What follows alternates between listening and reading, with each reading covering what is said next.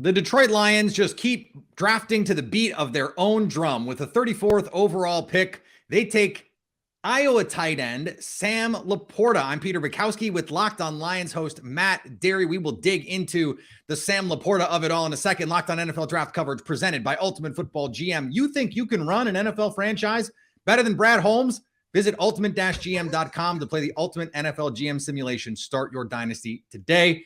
There probably are some Lions fans going, yeah, I think I might be able to. This was another head scratcher, Matt. And yes, the Lions needed a tight end, but Michael Mayer, the projected first-round pick, sitting there on the board. Why do you think this was the pick for Detroit?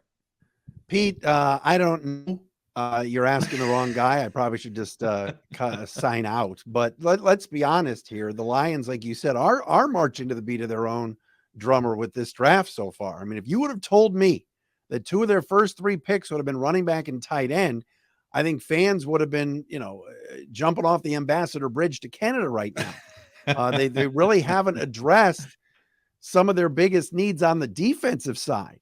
You went into this draft thinking, got to get an edge, probably got to get another interior defensive lineman. And the first three picks have been middle linebacker, tight end, and running back. Now, Sam LaPorta is a good football player, and he can really catch the football. And they're giving Ben Johnson, the offensive coordinator, another nice weapon. But that Iowa offense was putrid last year. Terrible. You watch Iowa and you say, okay, is Sam LaPorta, at 34? Probably not. Is Jack Campbell 18 at linebacker? Probably not. It seems like the Lions are stretching a little bit and reaching a bit here. I like Darnell Washington. I thought he was a good combo guy of run and block. Michael Mayer, I thought, was a better player than LaPorta, but it's obvious that maybe Campbell being in town today as an Iowa player, maybe he whispered in Dan Campbell and Brad Holmes' ear as he got introduced to the media today, hey, take my former roommate, because all of a sudden 2 Hawkeyes going to Detroit. It's like Philly with the Georgia guys, the Detroit Hawkeyes now. Let's rename the team. I think there are probably plenty of people in Iowa going, yeah, let's do that. That sounds good to me. It is interesting, Matt, because it feels like at 34, the Lions might have been able to take Jahmyr Gibbs, might have been able to take Jack Campbell. And we don't necessarily have to play that game because you just never know how this is all going to play out. But these are 3 players, presumably, who are going to have a good chance to come in right away and earn meaningful play time. Yes, Sam LaPorta has a chance to start for this team, doesn't he? Yeah, I mean, if you really look at the offense and you say, all right, do they have an elite number 1 tight end in Brock Wright, James Mitchell, or Shane Zylstra? The answer is no. So, yes, he does fill in. No, Matt, you made up all 3 of those names. I don't believe they're real. You don't remember the Brock party against the Jets last year when he rumbled down the sidelines? Come on, Pete. But yes, he's going to play.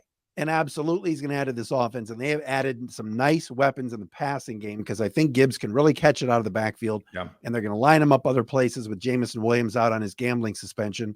It's no longer 222 Rod Wood Drive. It's 222 Las Vegas Boulevard now down in Allen Park. But again, 48 and 55, I would think now, because the Lions have 2 more picks here in the second round. Right. Got to get some defense. Now, again, I would have liked Steve Avila at 34.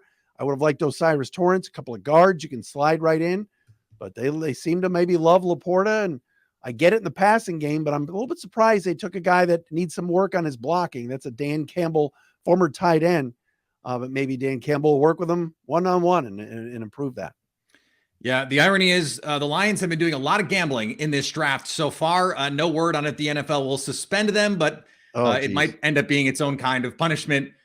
For more on the Lions draft and all things Lions, of course, subscribe to Locked On Lions with Matt Dery, part of the Locked On Podcast Network, your team every day. Thanks, Matt.